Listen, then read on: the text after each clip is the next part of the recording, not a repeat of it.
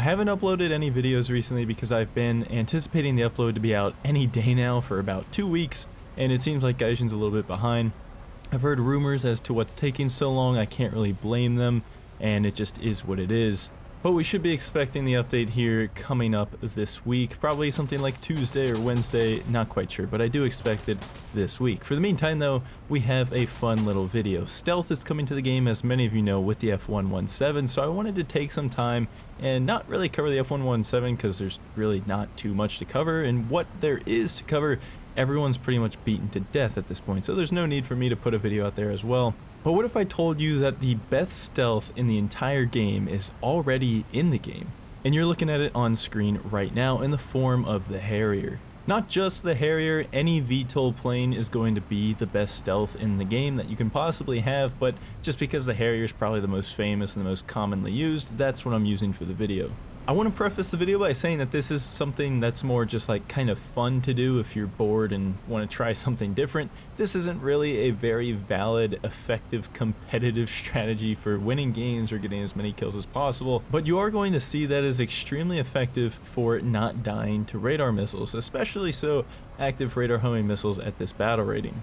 Essentially the way it works is that when you go into VTOL mode and you're moving really slow, a little slower than I am right now, I'm moving a little fast at 300 plus kilometers an hour. You want to try to get down to nearly stationary. Sub 100 would be ideal. And essentially there's no closure rate to the radars. And that's the way these active radar homing missiles work. They have their own little onboard pulse Doppler radars. And basically if they can't detect any movement going relatively towards or away from it, it just can't track. And so by going so slow, you see me going down to like 30 kilometers an hour right now, it really cannot detect that towards or away movement, giving it no data to track with, and therefore the missiles kind of just fly right on by you. However, with a competent player that does notice you doing this, you're pretty much dead, because all they're going to do is they're going to keep up their speed, they're going to flare your incoming missiles, they might even pre-flare. You're probably not going to be going fast enough to have good missile performance anyways. If I didn't have a cloud in my face, I probably could have killed him right there, maybe. The AIM-9M isn't the best close range IR missile, so it may not have pulled in time. We're able to flare away his AIM-9M, and then he just guns us down from above, which is pretty typical, and that's most of the way you're going to die if you're doing this tactic. Somebody that knows not to just fly right into your missiles is going to come from above or some direction that it makes it really hard for you to actually kill them with your VTOL capability, and you're pretty much defenseless and a sitting duck. Nonetheless, as I just mentioned, if they're not flying right next to you and going for gunshots or a close range IR shot or something like that, the radar missiles are not going to be a bother. They just will not see you as they're flying towards you, and they will fly right by you. So if somebody is flying directly towards you, as you're going to see in a minute, you can get your own AMRAAMs off with this Harrier, and theirs are going to miss. This does work with the SAR missiles as well. I would caution you though, because since the SAR missiles rely solely on the mothership radar to guide in, it is possible that they could turn off the pulse Doppler mode, switch into the normal tracking SRC mode or whatever it is that does not rely on closure rate, and you could theoretically die from that. However, chaff is extremely useful and effective against that radar mode, so if you suspect that a missile is just tracking you still anyways and they might not be in pulse Doppler mode, just start spamming your chaff and more than likely you will be just fine.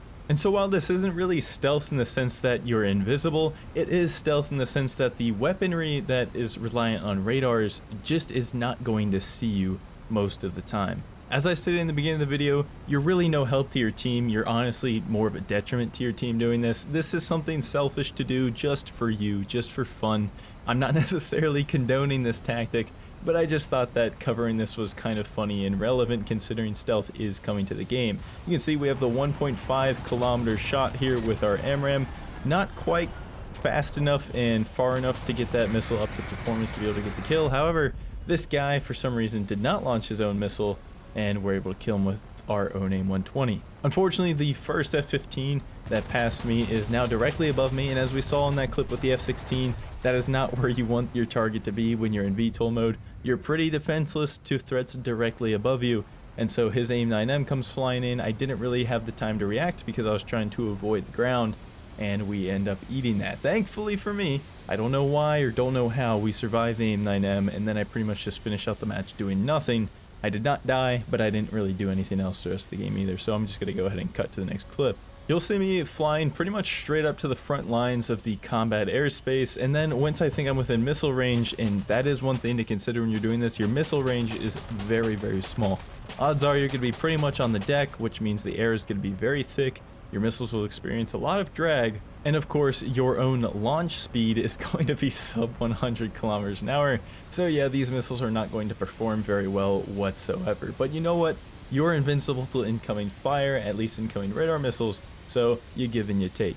Once I'm on the front lines, of course, I switch into VTOL mode, try to slow down as much as possible to pretty much a dead stop, and just wait for somebody to come within my death bubble. If they get within about 10 kilometers at this altitude and this kind of speed, I think that's probably close enough. Maybe you want to wait until about 6 to 8 kilometers even, but I wouldn't wait too much longer than that, because then your missile is not going to build up enough speed and time to actually be very effective with maneuvering and tracking its target. So basically you have a very, very small effective launch window. Of course, if your target's AFK or just doesn't do anything about your incoming missile, you do have higher probability of killing them, and maybe you'll be able to shoot from a little bit further. Such as in this instance here, my target's at a little bit higher altitude, it looks like he's diving in a relatively straight line, and so I kind of just shoot a Hail Mary, just for the sake of having something to do, as I've been pretty much just sitting here for the entire match. So I really didn't think this missile was going to hit, but we're going to track it anyways and see what it does. Spoiler alert, it does not end up hitting, which, I mean, 18 kilometers, supersonic diving target, probably wasn't going to anyways if he would have just simply pressed the elevator once, but as we can tell from that missile tracking camera, if he didn't fly straight into the ground and he continued his straight down dive, maybe it would have worked.